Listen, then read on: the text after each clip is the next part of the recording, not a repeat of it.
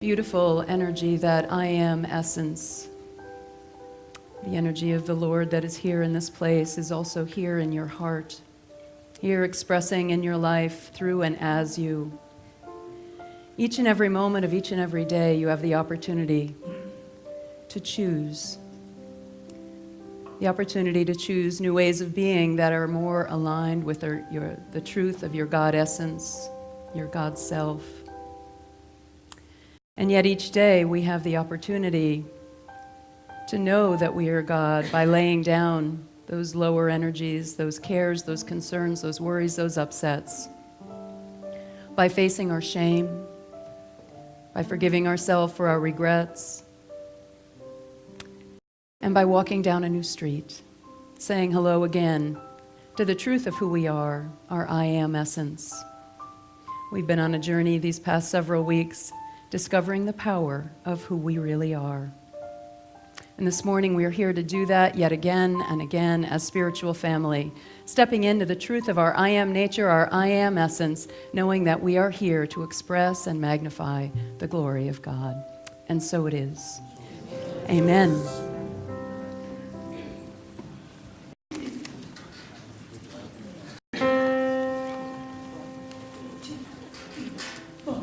Be the light, see the light, be the light, see the light, be the light, see the light, be the light, see the light. You've got to be the light if you want to see the light. You've got to be the light.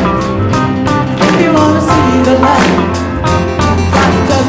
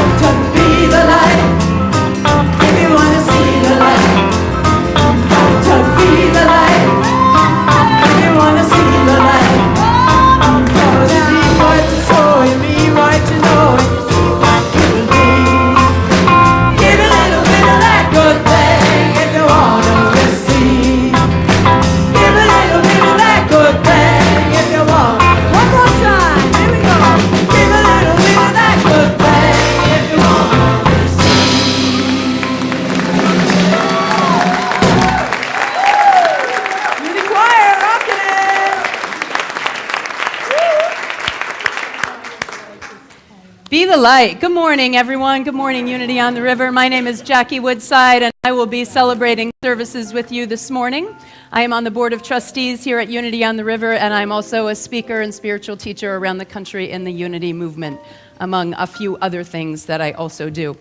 Anyway, it's lovely to be here with you this morning. We are a church of celebration, inspiration, transformation, oneness, and joy. That is who we are. So let's just take those core values that I just expressed, feel them in your heart center as we say together our mission. Unity on the River. We are a vibrant spiritual community that celebrates the presence in all and awakens humanity to its divinity. And our vision statement. Centered in love, we joyously co-create a world of oneness, peace, and harmony. That is who we are. So these last several weeks, we have been on a wonderful adventure, haven't we? It's been a wonderful several-week series of adventures in faith, studying Howard Falco's book, I Am, The Power of Discovering Who You Really Are. And that's what we'll be completing today, is the Adventures in Faith series. It will end, of course, formally with our gala in not this coming weekend, but the following weekend. So today we'll be looking more deeply at the last few chapters of Howard's book, the power of understanding who you can be through power, faith, and self-love. Pretty wonderful concepts for us to explore today. And throughout this Adventures in Faith series, we've also been revisiting the 12 powers of man as established by Charles Fillmore, the different spiritual powers. And today we are enjoying the spiritual power of the power to generate and create your life the way that you want it to be. And if you look around the room, what's the color for today? Purple. Purple. We have our violet going on. If you didn't get the memo, don't worry about it. But for those of us who've been playing along, it's been fun with the different colors every week. We are celebrating the spiritual power of power to generate your life, which is the color, the chakra color of violet or purple. So I have a couple of things I want to share with you this morning. This is the time of year that we are always thinking deeply about our church leadership and the Board of Trustees. As I introduced myself earlier, I am on the Board of Trustees, have been for many years, and the board changes over with our annual meeting every year in February. So this time in November and December, we are recruiting new board members to serve in leadership of the church, and I can't tell you enough how deeply my life has been changed, moved, and transformed from serving in spiritual leadership in this church. So I will be stepping down in February. Yes, it's okay, really. I'll still be around. And we have a very, very strong, solid, and committed board. So I will be stepping down in February. We have one other board member stepping down, another board member whose term is completed, but he wants to run for a second term. So we will be needing probably 2 or 3, maybe 4 new board members that will be coming on in February. So if this calls to you and you are a member of the church and you are willing to be a tithing member of the church, then I invite you to see me or Jane Cowan, Carol Walrazak, or any of the other board members. Get yourself online, fill out the application, or pick one up, a written application in the church, and get it back to us by November 30th. All right? I know all of you are sitting on the edge of your seats, can't wait to get to your computer so you can go fill that out. If anyone here has served on the Board of Trustees, would you just raise your hand? Jim and Jack and John and John. So just look around. These are some of the people that you can talk to about it. In your insert in your bulletins today, there is again an opportunity for you to make your annual commitment to this church financially. The Unity Faith does teach the spiritual law, the spiritual principle of tithing. Tithing means that as you receive your good, you are willing to also give forth of your good. And in our church, we practice giving 10% of our time, talent, and treasure. So there's an opportunity, again, just another plug for you to be on the Board of Trustees, to tithe your time and talent, but also to tithe your treasure. So I invite you to fill out the insert in your bulletin. Let me see. It looks like this. And it asks you what type of financial commitment you foresee making this year to your spiritual home. for those of you who are newer to the Unity movement, I just want to remind you, or perhaps tell you for the first time, that each Unity church is a self-sustaining entity. It's not like some of these other churches that have been around literally for thousands of years. The Unity churches, most of them have been around for about 115 years. The Unity movement began about 115 years ago. So we don't have a mother church that sends monthly income to keep our church going, right? So the monthly income that keeps our church going, look around. Yeah, you're looking at it right here. And I don't mean me, brothers and sisters, right? Yeah. All of us sitting here in this church who are committed to giving back to our source of spiritual sustenance are what keeps this church active and alive. So I invite you to reflect on that, to determine, is it my year to become a full tithing member of the church? Where, if not, where am I going to play? But really making setting an intention for how much you'll be able to give this year. Because if you're giving more, what does that mean? You're making more. It's not a bad game to play, is it? All right, so I invite you to fill that out and put it in the offering basket, and or you can just stick it in the office, or there's an envelope if you want to mail it to us. I'm thinking that might not happen, right? So better if you fill it out here, but if you want to take it home with you, think about it, pray on it, fill it out, and send it back to the church. Understanding what our annual commitment is from each of you helps us as the Board of Trustees to create our budget every year. All right, so who's going to play? All right, come on, get on board. It's not all that bad. Last thing, I know. I actually love talking about our church finance. You know, other people are like, oh, they're talking about money again. You know what? Get over it. Because money is God's substance, and it's energy.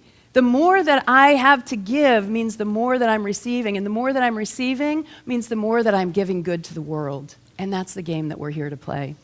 Last thing, speaking of playing, our annual gala and concert is coming up December 6th. Saturday night, December 6th at 6 p.m. We're going to have our Christmas concert, a dinner together, and our gala. Tickets are $45. You can get them in the bookstore. And if that's a challenge for you financially, I know it's not, but if it happened to be, there are some love offering tickets that you can make a love offering and receive a ticket as well. Anything else I need to say about that? Okay, Elaine Gaffney, would you stand up? So anything that you need about that. So, we're going to have an auction. We'll have all kinds of cool things that are going to be auctioned off, including a month of coaching in the Life Design Program with yours truly. Yeah, baby. If you're ready to get on board. How many of you here have done my Life Design Program? There's a whole bunch of you. Yeah, there you go. All my graduates. I love all of you. So yeah, you can bid on that and also receive a month's coaching with me this year as well. What was I thinking? All right, good. So that's what you're going to say after you win it.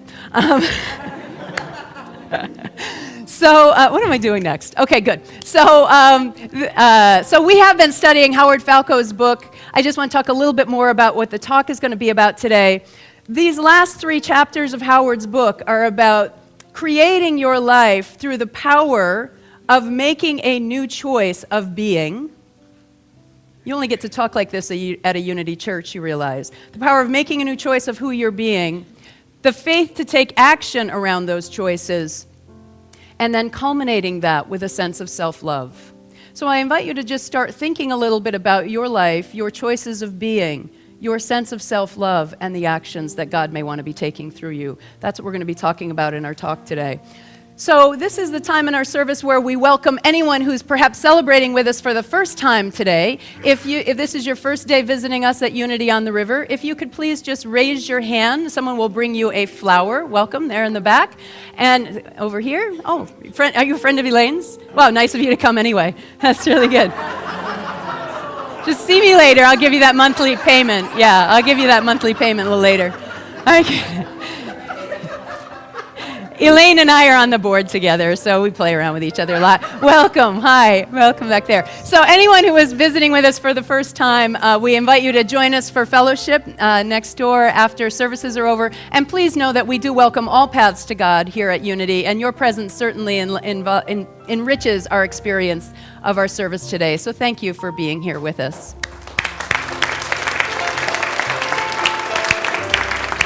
We also want to welcome those who are on live streaming today. I think I've got a few of my friends out there, so let's say hey to our live streamers. For those of you who perhaps do not know, we are a streaming ministry, so at any time that you may be traveling and you're not able to be with us here physically, please join us online at unityontheriver.org at 10 a.m.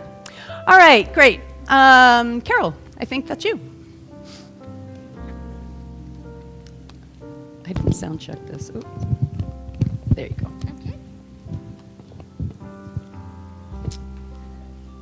I stand in the presence. Community meeting today after service, but we're giving you a 15-minute break if you'd like to get a quick cup of coffee. Also, Christina has childcare available for those of you with children, so they'll be well taken care of. Also, right after service and before the community meeting, Christina is meeting with those parents or grandparents who are playing the bells during the Christmas pageant. So if you could just go in and accompany your child in a practice, that would be great. And I'd like to call Nan Fahey up. She's the director of our prayer shawl ministry.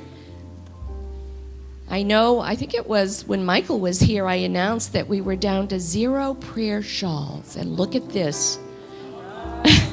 Nan, thank you.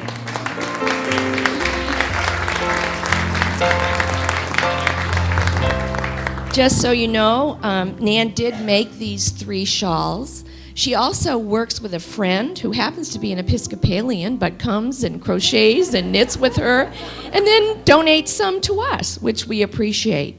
She's available once a month if you would like to join this ministry, or if you'd like to work at home, you happen to be handy with crocheting and knitting. So you can see her after service for any questions that you might have.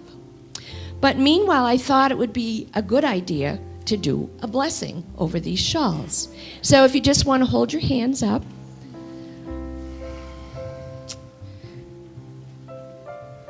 We know that prayer shawl ministry has been in existence for over 100 years. And it's come to symbolize unconditional love from God. So we bless these shawls. We see them comforting, nurturing, mothering, hugging, loving, healing those who receive them. And we bless you, Nan, and all others who help you with this ministry. And we thank you. And we bless the recipients, knowing that they will find comfort in the shawls, and they will be uplifted forevermore. And so it is.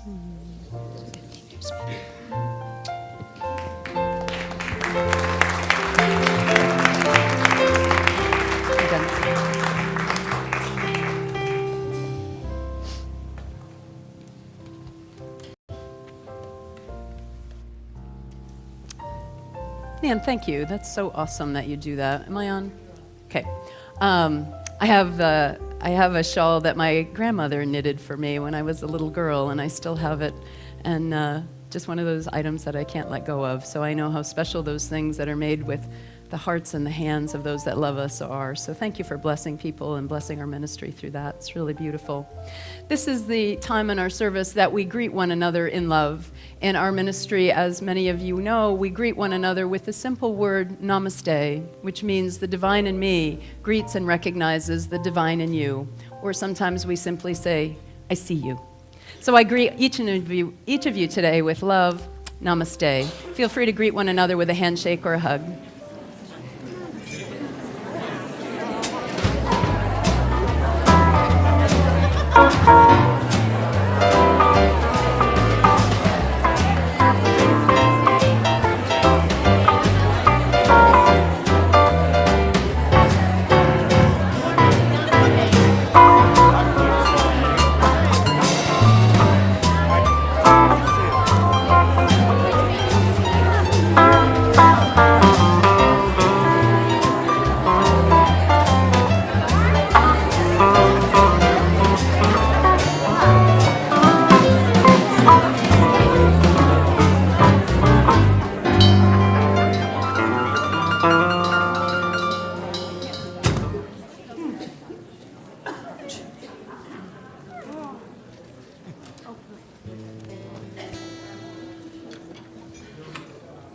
I'm so happy to welcome Lisah, Plumley, Zimpfer, and Chris Zimpfer in the house today. All right. Good morning. Good morning, everyone. It's good to see you. And Chuck Walker is going to be laying down some poetry in this song, so we're very excited about that.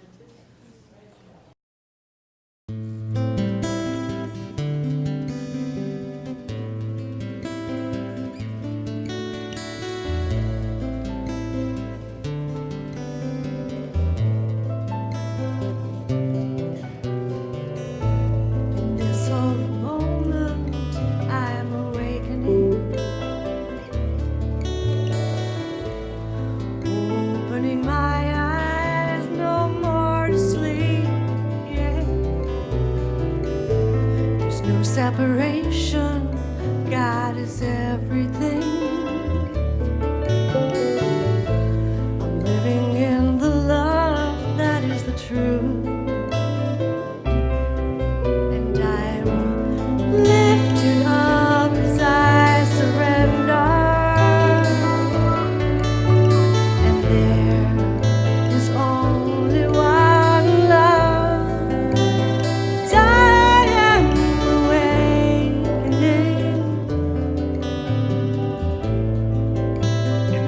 Moment, I am an awakening, opening my eyes to no more sleep. There's no separation. God is everything. I am living in the love that is the truth. The power of love has opened all the doors. What no longer serves me seems to fade away, yeah. I come to this here and now with so much more,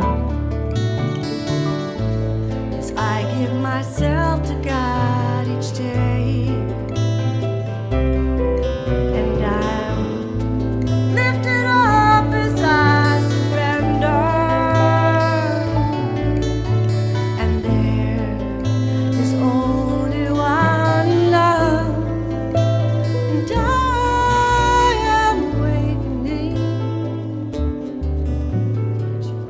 The power of love has opened all the doors. What no longer serves me seems to fade away. I live in the here and now with so much more as I bring myself to God each day. In this holy moment I'm awakening, opening my eyes, no more to sleep, yeah.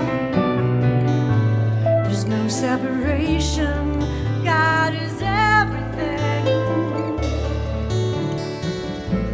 I'm living in the love that is the truth, and I lifted up as I surrender,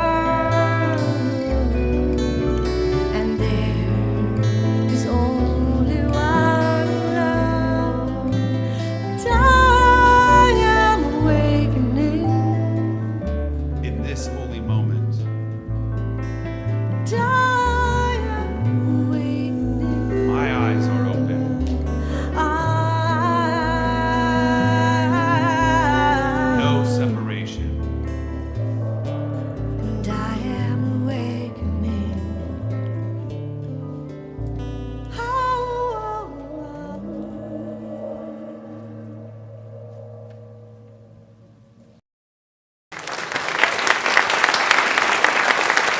Chuck Walker. Thank you, Chuck.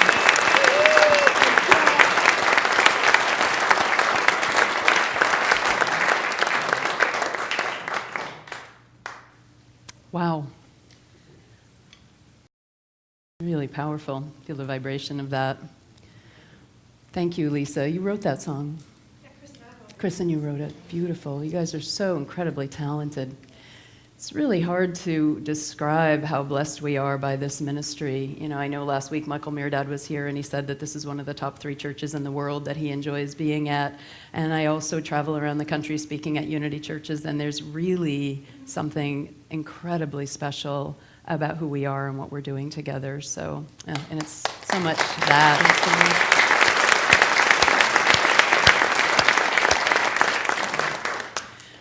So we've been on this journey, this adventure in faith together, studying the powerful principles of Howard Falco's book, I Am, the power of discovering who you really are.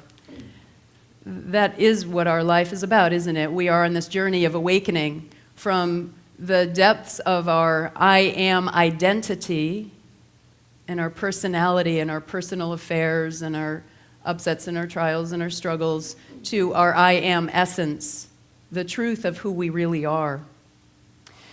And in the last part of this book, Howard is looking at who you can be through 6 different principles: awareness, desire, and will were the ones from last week. And then this week, the power of making new choices of being, then the faith to take action, and self-love and acceptance.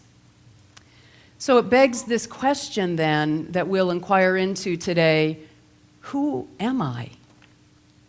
What is the truth of my being? That is the adventure that we've been on for these 7 weeks together, answering this question, bringing the depth of our understanding to asking and answering the truth of our I am essence. Howard Falco, in his book, says, I'll remember it, really, I will. It's about to come to me. Yes. Your I am statements are the integral instructions that drive the creation of your life. Your I am statements are the integral instructions that drive the creation of your life. Your I am statements, who you say I am, is what moves forth into the universe, into the cosmos, into all of the energies of the ethers that are unseen, and guides and directs your life. It's so powerful to understand that. But when I looked at these last 3 principles that Howard teaches in his book, the power to choose make new statements of being, and then take action, and then practice self-love. When I reflected on my own path, I had to say, man, that so didn't look like that for me. Wasn't that neat? Wasn't that tidy? It was a little bit messier than that. In fact, I would go so far as to say I did not have the ability to make new choices of being when I was asleep. When I was unaware, when I was living in this notion that God is this entity and this force out there that is judging and criticizing me, that I had to fear, rather than the God that I am, that is always loving, guiding, and supporting me. But now, as I've moved into this new understanding of my spiritual awareness, and I am awakening, I look back over the course of my life and I say, wow, even when I was asleep, God was there. Can you all relate to that? Even when I was asleep, God was there. I know for so many of you, and certainly for myself, part of my awakening journey in those darker days, back in my kind of whenever, forever, up until the last 10 years or so, but back in my early 20s and 30s, one of the places that I tried to find some sanity and tried to find some sense of God in my life was through the 12-step programs. And I know that it's a spiritual way of thinking and moving and living that so many people have been able to find sanity through. But I certainly, before moving into that expression, didn't have the power to create a new I am identity. I thought I was that. I was all the upset and all the drama and all the difficulty and all the addiction. So I remember going to my first 12-step meeting, or trying to. I drove down that street, in New England, you know how it is, and I'm kind of nervous. And I know that it's coming up, and I can see the church ahead of me. Of course, there's a row of 3 churches, and I'm not quite sure which one it is, only in New England. We have to have the churches all lined up. It was like this force came down over me, and like before I knew it, my car was pulled over on the side of the road about half a block away. And I just looked, and I watched. And cars pulled into a parking lot, and then another. And I thought, okay, that must be the one. I really should go now. And filled with shame and fear and trepidation, I drove away. I don't know if I felt more a sense of relief from not having to face that experience or self-hatred for not having the courage to step on in. So weeks and months went by, and I continued on with the train wreck that I was calling my life. And I found myself back on that street, driving down, and this time I'm in the parking lot, and I'm ready. And I thought, before I have another moment's thought, another breath, just get yourself in that room. So I walk in, I can't look up, I'm just filled with shame, and down the steps into that dank basement in the church, you know how it is. For those of you who haven't done this, just play along. And I go in this room and I hear voices. I don't even look up. I'm so glad it wasn't their church board meeting. So I finally get myself in the right room, but I sit really close to the door because I'm not too sure about all this. And I don't know that I looked at anyone, and there was some kind of a break at some point. I don't even know what happened, but man, I made my way out of there. I left and, of course, went and acted out my addiction. And the weeks and the months went by, and I'm going along with the train wreck that I was calling my life. And I found myself back in that church parking lot again, sitting in the car, absolutely certain that I was not going to go in. And I was kind of looking there, and I had this movement that I could see going by me, and I kind of looked up, and this guy was looking right at me. And of course, in my shame-filled existence for even being in that parking lot at that given time, I diverted my eyes. It's what we all do, isn't it, when we feel that sense of separation? I diverted my eyes, and then, again, seeing some movement, and I look back, and he just looks at me, pulls up his pea coat, it's winter time, he pulls up the collar of his pea coat, and he does one of these. Come on. And he walks in the building. I don't know what it was, but there was just enough of a, well, God, I'm going to show him in me that I just got up out of there, and I just went in, and there began, week after week after week, sitting in some dark church basement hall. I looked for that man after the meeting to say, hey, thank you, that little head nod, and come on, get yourself going, really help me. And I couldn't find him. I don't even know if he was there. In fact, I wonder, even when I couldn't find God, if God wasn't giving me exactly what I needed. So maybe some of you are sitting there like, yeah, well, what's the big deal, Jackie? I don't have addictions, and that's not my story. Well, I hear you. But consider this. Spiritual teacher and guru Sai Ma, when I heard her speak a year or so ago, taught this powerful principle that has not left me. And she teaches this. In order for you to grow in your spiritual walk and your spiritual existence, one of the things you have to deal with is the degree to which you are addicted to your pain and suffering. You have to deal with the degree to which you are addicted to your unhealthy, repetitive thoughts and the emotions that follow suit. You have to deal with the fact that you are addicted to the ways of your ego. And I thought, wow. But think about it. What is an addiction? But it's a persistent way of being or behaving and thinking that harms you. What are the thoughts of your lower nature? Repetitive thoughts that harm you, that separate you from the truth of who you are, that separate you from your divinity. So whether or not you've ever sat in one of those dank church basements, I invite you to take on the notion that you, just like everyone else, just like all of humanity in our human existence, are dealing with your addiction to the way that your life is. That there's some level at which you have yet to turn your back on it and turn toward God. There's a really lovely story that is used in the 12-step programs a lot that many of you probably know, and I'm going to borrow it here for us to all look at our walk and our spiritual growth. It's called Autobiography in 5 Short Chapters. It was written by an American singer-songwriter, Portia Nelson, and she was famous back in the 50s. Some of you may know this. And as you listen to this story in 5 short chapters, what I want you to map on is your experience of spiritual awakening. Chapter 1. I walk down the street. There is a deep hole. I fall in. It's not my fault. I'm lost. I'm hopeless. It takes forever to find my way out. Chapter 2. I walk down the street. There is a deep hole. I pretend not to see it. I fall in anyway. It's not my fault. I didn't know it was there. I couldn't really see it. It takes me a very long time to get out. Chapter 3.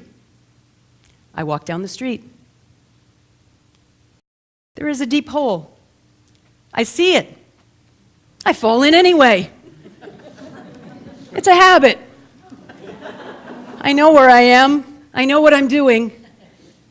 It is my fault, and I get out immediately. Chapter 4. I walk down the street. There is a deep hole.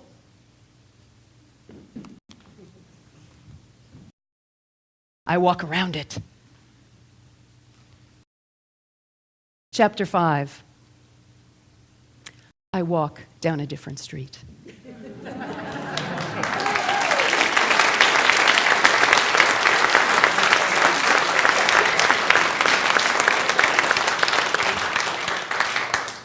How many of you can relate, right? Here we go. I'm going down that same street. I'm going down this street. I can't believe I'm in the same place. How did this happen again? Why does this always happen to me? That's what the unawakened mind will say, isn't it? Why does this always happen to me? But in our awakened consciousness, we can look and say, life is never happening to me. Howard Falco says, life isn't happening to you, it is happening for you. Life is happening for you. But in order to make that shift, in order to start walking down a different street, what you've got to deal with is the level of separation and shame that you feel because of what you've done in the past. What you've done or what you didn't do.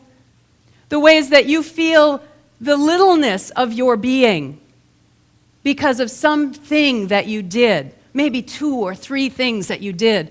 But here's the thing. What you did that you feel that sense of separation and shame, or what you didn't do that you feel that sense of separation and shame, is so little compared to the depth and the breadth of who you are as a spiritual being. It's so little. It's like a little speck. And in fact, that little speck is just one speck on your little life, which is just on this little planet in this little universe. And we're talking about the capacity of God who created and orchestrated the whole universe. Oh, but I can't have that. That's crap. So let's look at this. I brought an image today that is going to help you put this all in perspective. So there's the cosmos, and there's you. That little red arrow says, you are here.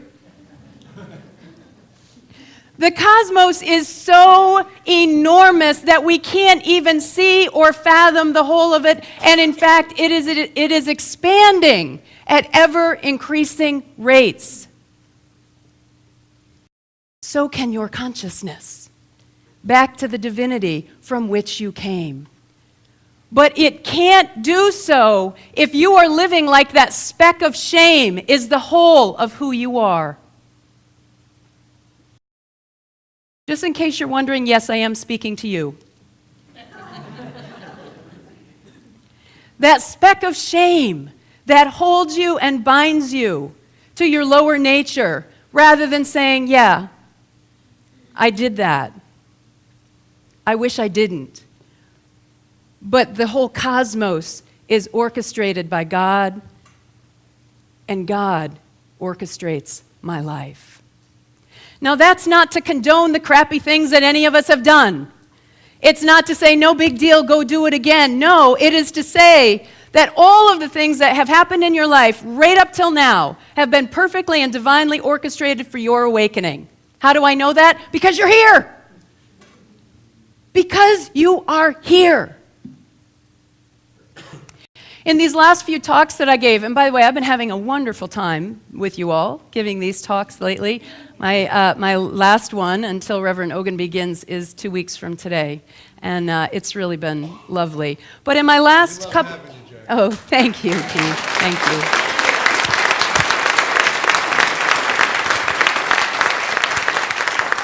Don't be clapping too much. I'm not done yet. In my last couple of talks, you all who were here for one or both of those heard some things about my past and about my life. Domestic violence and physical abuse and sexual abuse, depression, psychiatric diagnoses, psychiatric medications, blah, blah, blah, blah, blah, blah, blah. And then you see me up here doing this. I could not have made that shift from the identity of the flick of all that I was ashamed of to the fullness of my awakening without turning and going down a different street. So many of you have come to me and said, thank you, Jackie. Wow, what you shared was so powerful. It really changed my life, really moved me in a different direction. The blessing that I have had as being a therapist, a coach, and a spiritual teacher for basically my entire adult life is that I've been able to hear the stories of literally thousands of people telling me the exact same thing. What do I mean by that? The story of our separation is the human story. Yes, it has different circumstances, it has different storylines, but fundamentally, it is one thing. I'm not good enough, and I hope they don't find out. Because when your focus is on the I of me, the personality, the ego of me, I promise you, just give it up, you'll never be good enough. You just won't. It's not going to happen. But if you can let go of that sense of the I of me, my personality, and know that your strength and your capacity and your courage and your compassion and your love comes from the I of the cosmos, your I am essence, not your I am identity, then you have the capacity to live into your fullness of your spiritual expression. And life gets easy. I love the line in Lisah's song that said, the doors are opening and those things that no longer serve me just seem to slip away. That's exactly what happens. The addictive cravings go away. The depressive moods go away. I drove in the parking lot this morning. I can't remember what Nathan was saying, but I just said, my response to him was, yeah, Nay, life is beautiful, isn't it? It's just beautiful. Living in that from a very long history of depression is a really nice place to be. So many of you have thanked me for the things I've shared and for the vulnerability that showed. And that's lovely for me. But I don't want me to be the only one to have that experience. Because what I know is that shame is one of the most difficult aspects of shame is the isolation of it. The feeling that I'm the only one, or yeah, but mine's worse, or there's something really, yeah, I know everybody has that, but mine's real. Yes, I've been listening in your head. So in order for us to move on, to walk down that different street, we've all got to claim the strength of our I am identity, and you do that by shedding any sense of shame, loss, and separation. You cannot have the power to create your life newly if what's in your consciousness is your past. So I'm going to invite all of you to participate with me in a community sense of cleansing, oneness, and vulnerability. I'm going to invite any of you who have ever done something or not done, neglected to do something for which you feel a sense of shame, a sense of regret, a sense of remorse, to please stand up.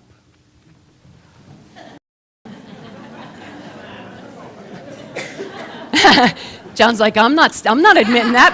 I'm not admitting that business. All right, I want you to look around this room. Look at these people. Is there anyone in this room that doesn't deserve your love? Is there anyone in this room that doesn't deserve your acceptance, your complete and total acceptance? Now look, I know that even though this feels nice to be like, hey, whoa, it's not only me, that there are some of you right now that are thinking, yeah, okay, but theirs isn't as bad as mine. Stop it. How many of you had that thought or that feeling on some level? Just look around, right? Look around. Because you will shed your I am identity, that I'm not good enough, I'm shameful, I'm wrong, I'm bad, I shouldn't have. You will not step into the fullness of who you are when you're carrying that with you. So the fullness of who you are is that you can stay standing, this is fun. The fullness of who you are is the part of you that, like Denise DeSimone is going out and taking on cancer. Maureen Dunn is creating Sisters Sanctuary, a place where women can go into recovery.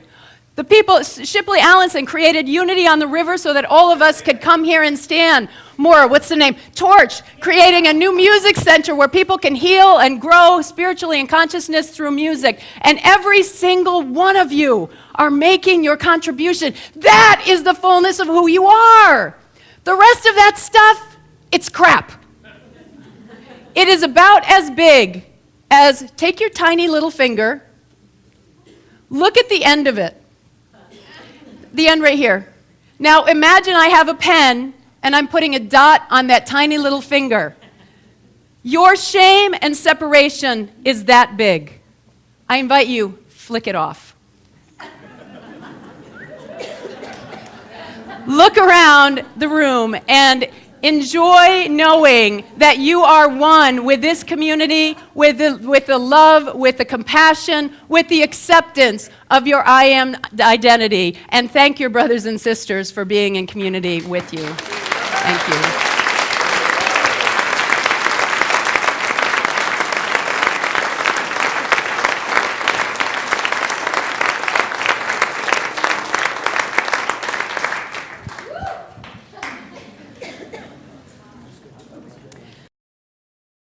Thank you for being a part of that with me. I really did have this sense that I wanted us all to be together, to continue to grow as a spiritual family towards our I am essence, away from our I am identity. Lisah, sing to us. I'd love to. Shemaiah.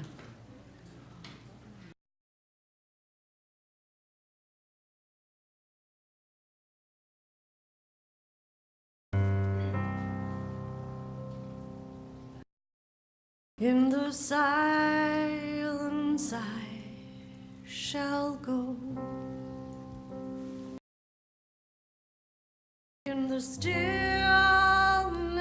there's a knowing. In the presence of divine love, I am love.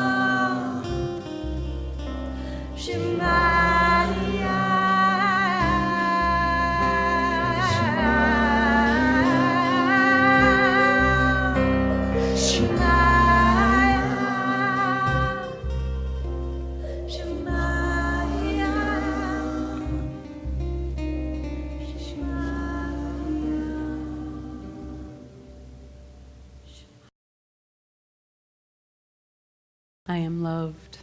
I am love.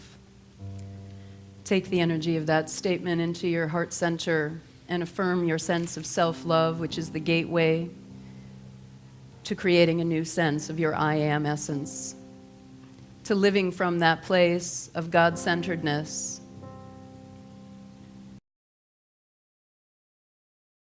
Proverbs 16:32 says, "He who rules his spirit is stronger than one who takes a city. It is much easier to subdue an enemy without than the one within." What we've acknowledged here today is any sense of separation from the quote-unquote enemy within. The enemy within is only those states of lower consciousness that separate us from our divinity. In fact, the true definition of sin. And we've all flicked it off. We've all said no thank you, recognizing how infinitely small and insignificant, no matter how egregious we feel that what we've done might have been, in the mind of God, who created the whole cosmos and who is orchestrating your life. Those transgressions, that sense of separation and shame, is just a drop in the mind of God. Knowing that you are one with the God of the cosmos gives you incredible power to move into your I am essence and create your life from there.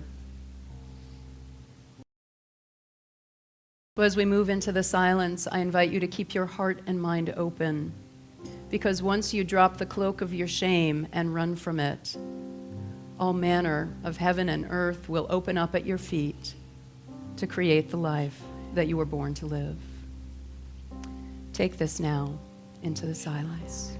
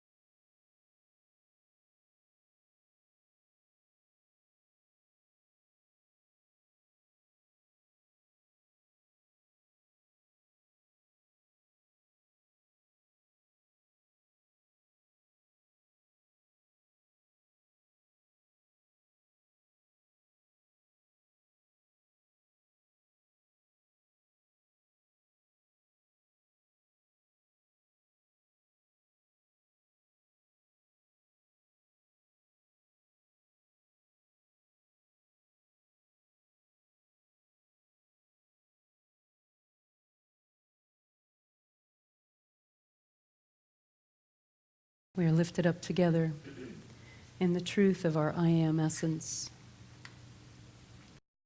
And as we do so, we all grow and expand. We know and affirm that the God that we are has taken the meditations of our heart and the prayers of this prayer box and is now orchestrating for our highest good. Just as all of the cosmos is always unfolding with perfect grace and ease. The sun sets, the sun rises, the seasons follow one after another, the grass grows, the oceans change their tides, and our lives also perfectly unfold. So we hold the prayers of this prayer box in that perfect knowing, and we see their manifestation and their unfoldment in beauty, ease, and grace. We've created a beautiful vortex of loving energy here in the center this morning, and I know that you have people in your lives that you'd like to bless with this energy. We can do so together by simply calling them to mind and saying their names together now out loud.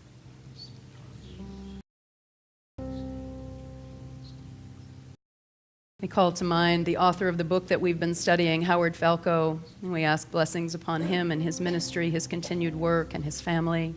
We also, of course, call to mind Reverend Ogun Holder as he prepares to come and be our next right and perfect spiritual leader. And as always, we bless and thank God for the creation of Unity on the River, which was first expressed and birthed through our former minister, the Reverend Shipley Allenson.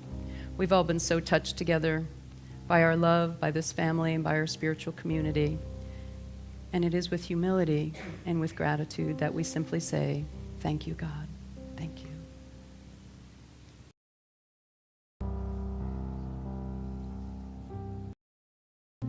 In the silent side shall go, in the stillness there's a knowing, in the presence of divine love. I am loved. I am loved. Shemaiah, Shemaiah,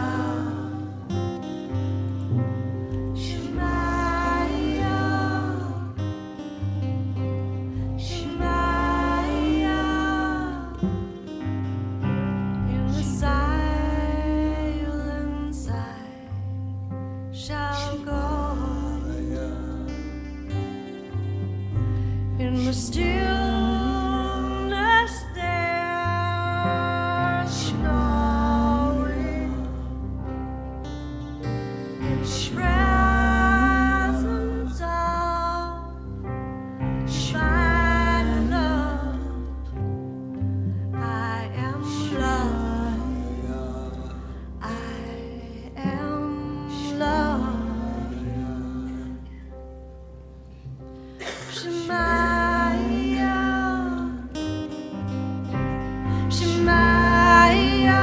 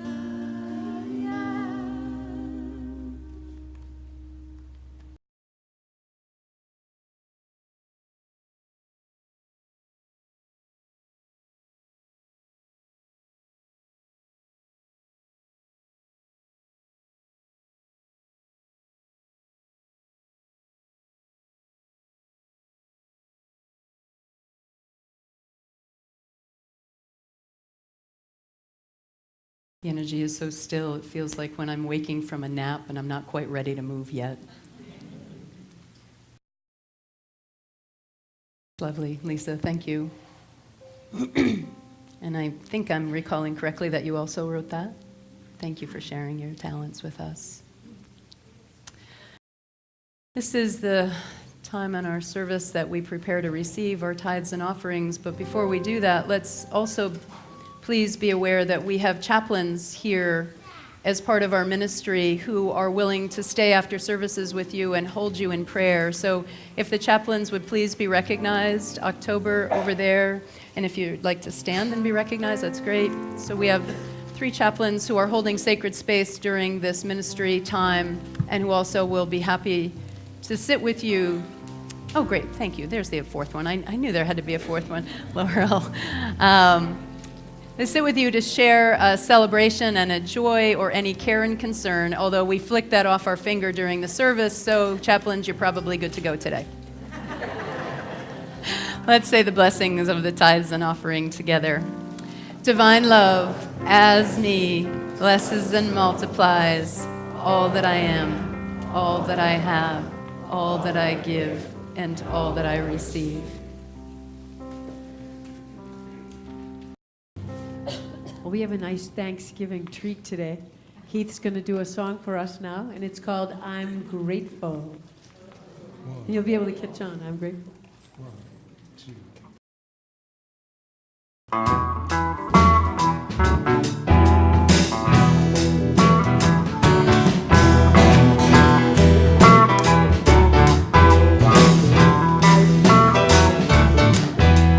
Grateful. Well, don't you know that I'm grateful? You know I'm grateful. Don't you know that I'm grateful? I'm grateful. Well, don't you know that I'm grateful? You know I'm grateful, Lord. Well, don't you know that I'm grateful? You know I got a grateful feeling and I thank the Lord. I got a grateful feeling and I thank the Lord. I got a grateful feeling and I thank the Lord. I got a grateful feeling and I thank the Lord.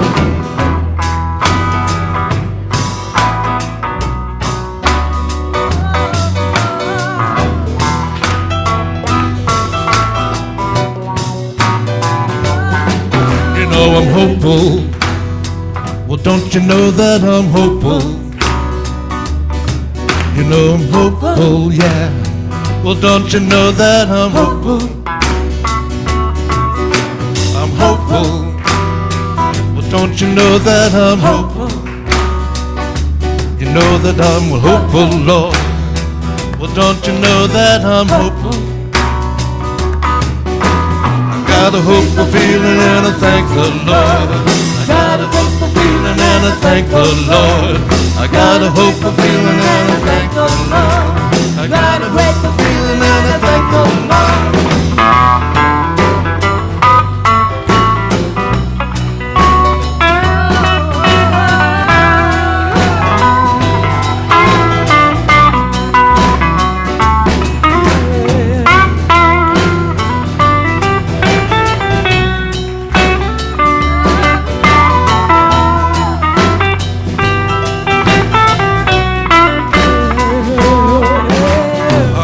Thankful.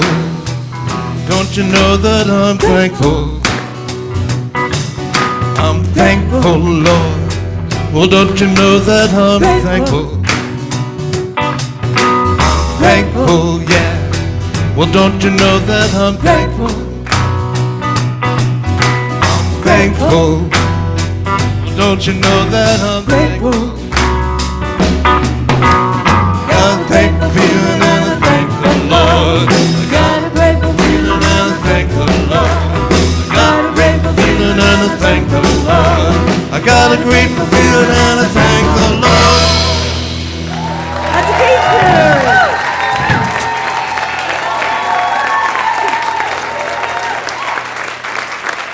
Very nice.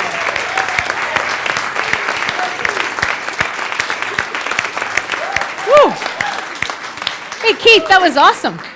That was awesome.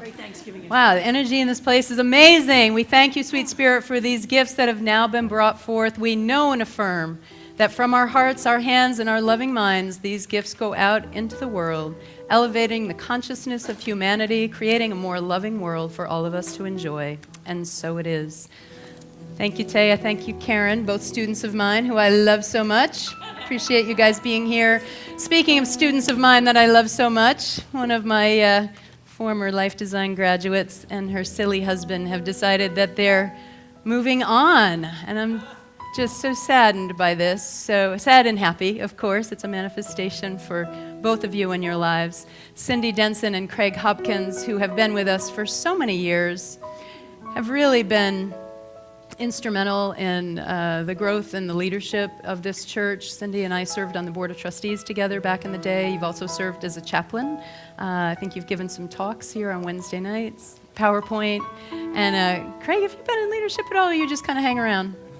Yeah, you just hang around. Good. I like you. I want a little bit of that in me. Yeah, I do. Anyway, so Cindy and Craig have family out in the Colorado and Denver area. And it's those two little grandchildren, is that what it is? Twins? Ridiculously cute, as I see on Facebook. And, you know, they left there after visiting them and were feeling sad and just said, hey, you know, why not? Why don't we do this? And things, it wasn't that easy. Of course it was, hon. It was that easy. So they'll be leaving in late December, January, but not sure if they'll be here again. So we wanted to have the opportunity to bless them. If you guys would just stand up, let's just surround them with all kinds of love.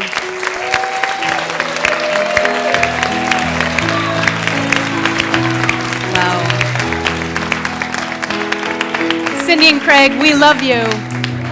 We bless you. We recognize you. And we behold the Christ as you. Thank you for your love and commitment to our ministry.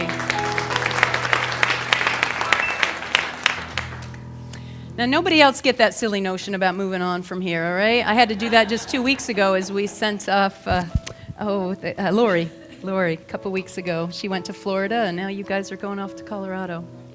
Rocky Mountains. Well, that's not so bad. Maybe I'll see you in January. And now for more announcements. Yay, yay.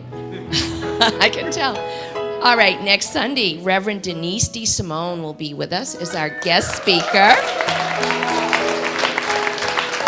And it is the first Sunday of Advent, and her talk title is Be Fierce in Your Faith. And then we have a workshop coming up with Jackie.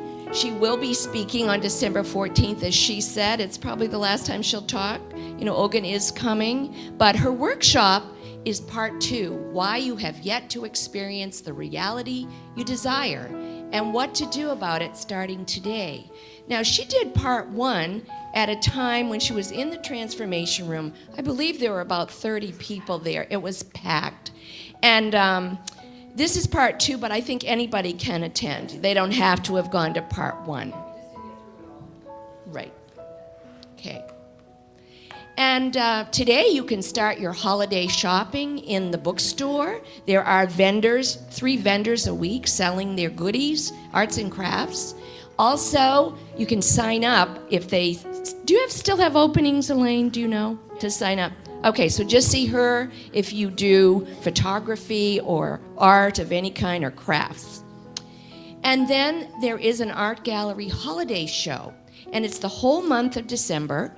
And Christina Mariah, who heads up Youth and Family, is also in charge of the art gallery. So if you would just see her, she'll take 2 works of art from each of you.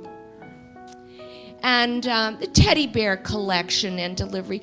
Would anybody who's holding a teddy bear just hold it up so everybody can see? They are so cute. Doesn't have to be a teddy bear. It can be a stuffed animal.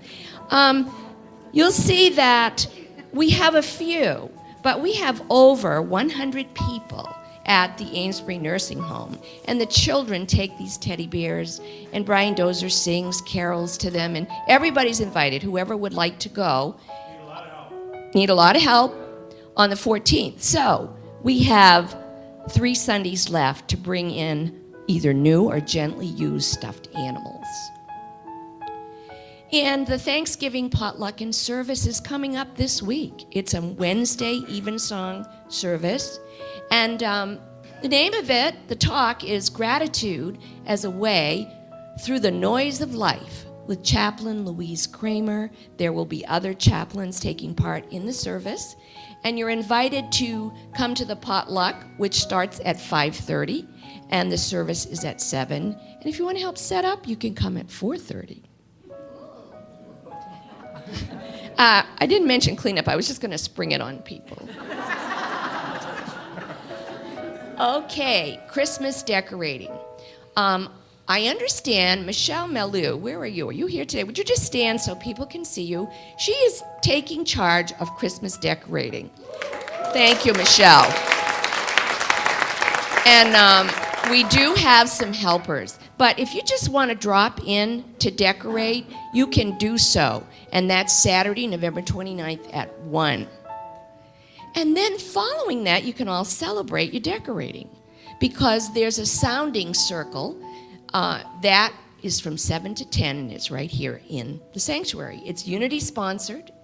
It's by our activities team. There's a sign up out there. So if you're interested in drumming or percussion, sign up and let us know if you have your own drum or if you don't, because we'll make sure everybody has something to bang on that night, okay? And Michelle Gallant, I think I just saw you. Stand up, Michelle. If you have any questions, just talk to Michelle. She heads up our activities team. And the Giving Tree Project. The tree will be set up next Sunday. This is the one outreach program that we do for the community. And it's an opportunity to take a decoration off the tree and look to see the age of a child and what they're requesting from Santa Claus. So we don't have much time this year. We only have 2 Sundays to bring in the gifts. So I would like to ask Judy Wilkinson and Magdalena Siegel to stand up because they're in charge of this. They have been for years, and you can talk with them. Thank you both. I can't remember if there's another slide or not. Oh, there we go. Youth and family. They're looking for donations of jewelry and Christmas ornaments, and they're going to have a sale in a little part of the bookstore on Sunday, November 30th, so they can raise some funds for all of their activities. Okay? I believe that's it. Oh, we already did the gala. Jackie talked about that, but I hope you all come.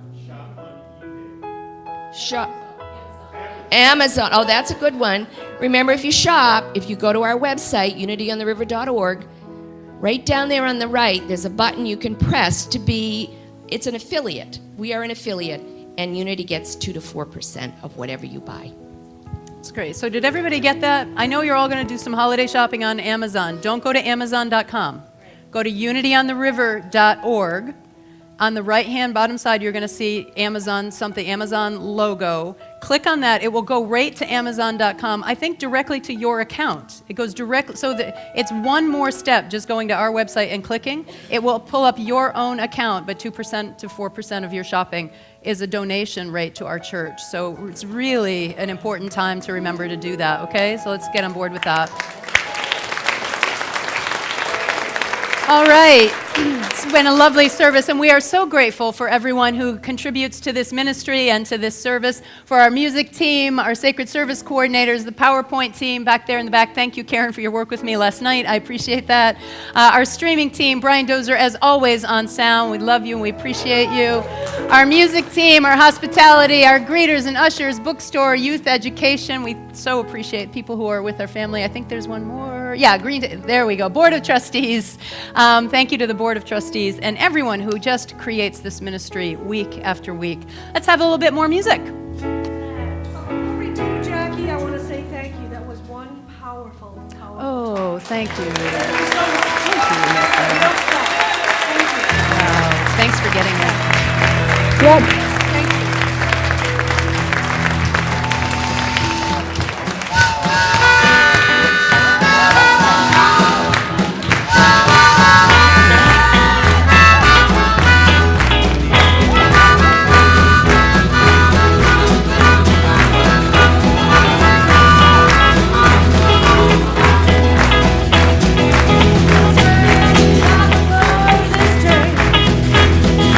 This day,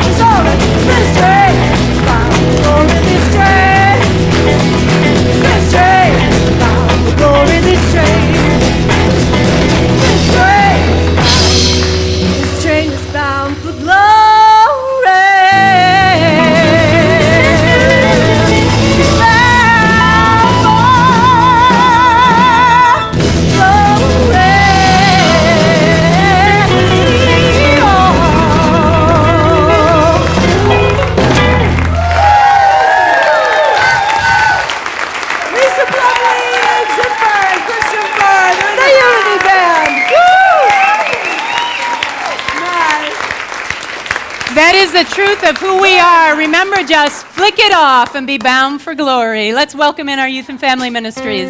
We are walking at the light of God. We are walking at the light of God. We are walking at the light of God.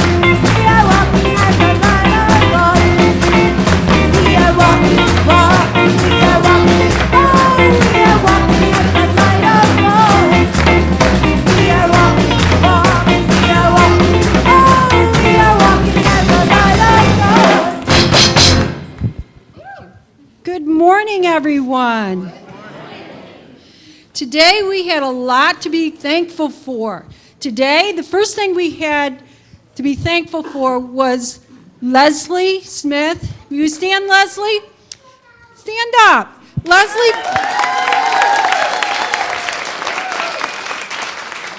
Leslie was gracious to come in and show the pilot film or video of Sammy the Snail, Sammy's World to the kids. And it was awesome. Was it awesome? Yeah. 2 thumbs up? Yay! Thank you, Leslie. Thank you, Sammy. The other things that we are grateful for, the young children had a basket of things that they could choose from. And I'm going to name a few of the things, and they'll show you. A carrot. Thankful for carrots because they're healthy and they make good snacks. How about a wand, a magic wand? Imagine that. We're thankful for that because it's sparkly. We all need sparkle in our life. And what else do we have? We have a drumstick of some kind. We have a turkey leg, and we're thankful for Thanksgiving because we can eat turkey. And we're also thankful for the peace sign because it reminds us of world peace. Thank you, everyone. Thank you, Christina. Let's all rise and sing our peace song. Join hands if you're comfortable doing so. Anybody else want to come with me? Yeah, come on, honey.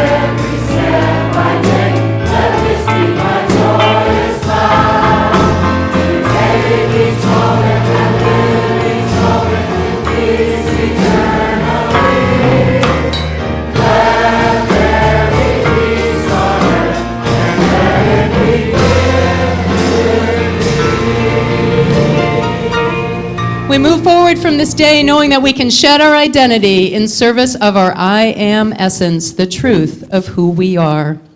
The light of God surrounds us. We are the light of God. The love of God enfolds us. We are the love of God. The power of The God. power of God protects us. We are the power of God. The presence of God watches over us. We are the presence of God. Wherever we are, God